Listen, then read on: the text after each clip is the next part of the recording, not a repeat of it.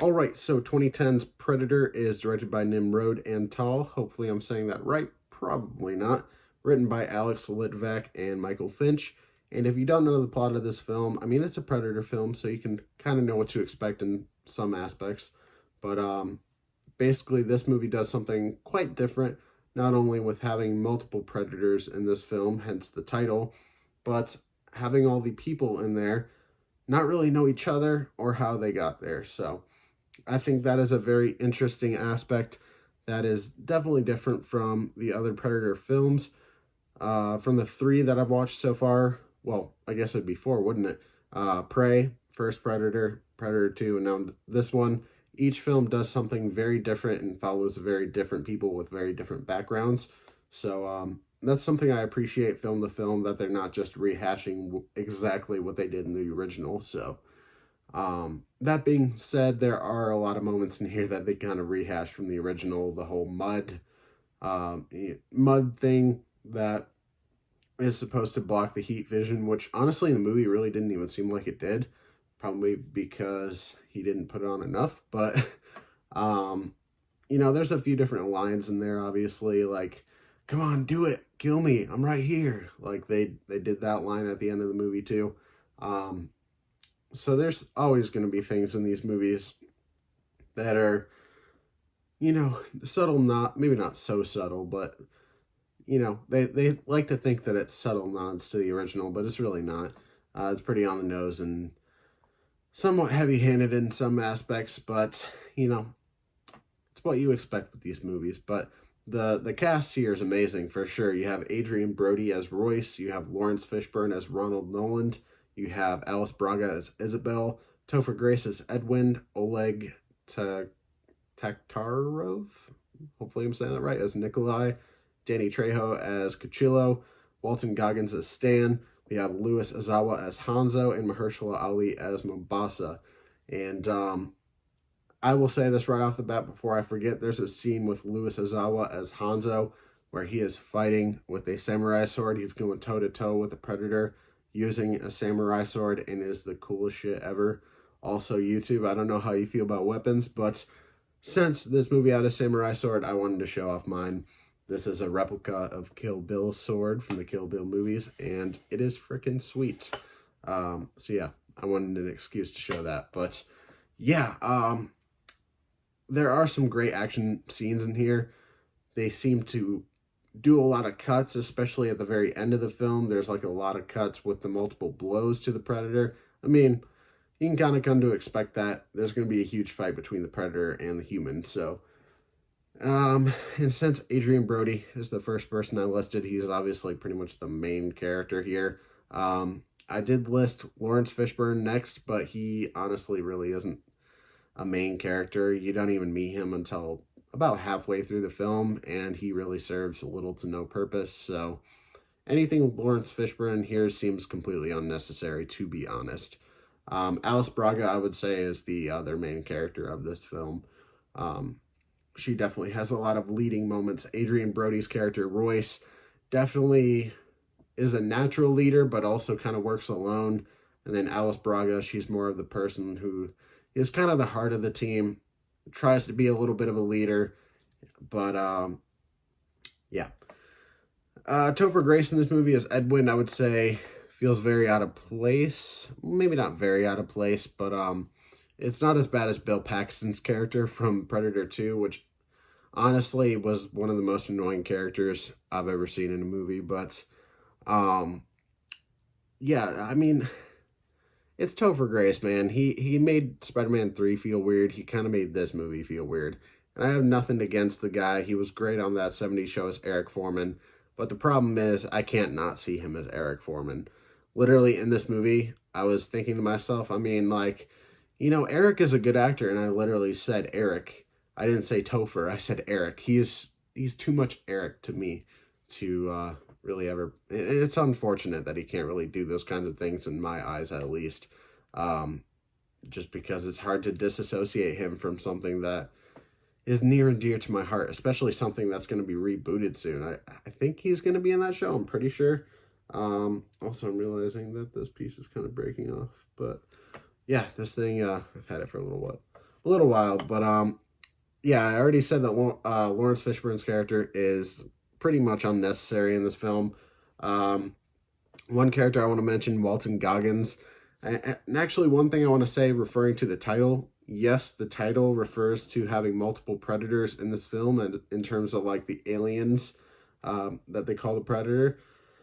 But it's also kind of the humans, because these humans in this film are people who have done bad things. They are predators themselves, maybe not sexual predators, but in Walton Goggins' case, yes, he kind of is a sexual predator. So he he's I think he was like on death row or something. He was about to be executed when he showed up at this place. So yeah, he's a real piece of shit, but he's kind of fun to watch.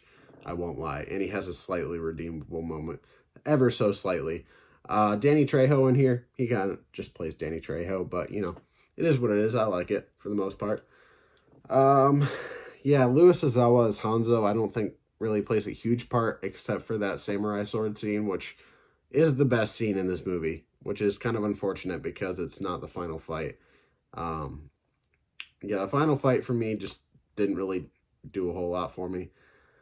Yeah, I wouldn't say it's anticlimactic, but I don't know, something about it. I mean, the scenes where Adrien Brody is just going fucking ham on the Predator, I love that shit, but something about the way that it all came together, I was just like, I don't know if I love that. It's not my favorite out of all the finales in this franchise so far, but I mean, it's hard not to compare it to the other ones. By the way, I'm not farting, it's just my chair squeaking, which is freaking annoying. I need to get a new one, but yeah, let me read off my notes here so I'm not missing anything. A whole lot of what the fuck moments in this movie, and they're not all of them are necessarily good.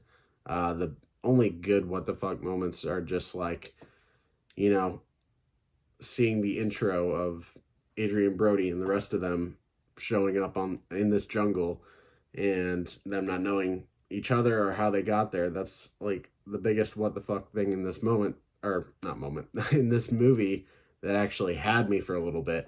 But other than that, the what the fuck moments were just like, what? Like the Lawrence Fishburne stuff, I was just like, maybe not what the fuck, but after a little bit there, I was just like, what service does this, what service? Oh my god, this chair is so freaking annoying.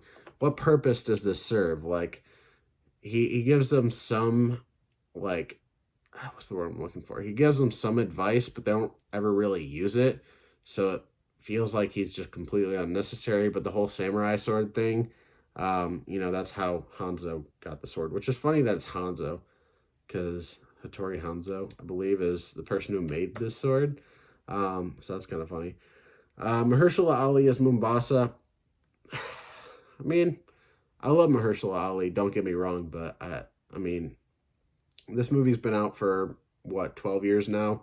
So I guess I can say it, he doesn't really last too long in the movie, which is very disappointing because he was the one actor in here where I was just like, I want to see this guy till the end, but I had a feeling that wouldn't happen, so very, very disappointing. Yeah, what else do I have to say?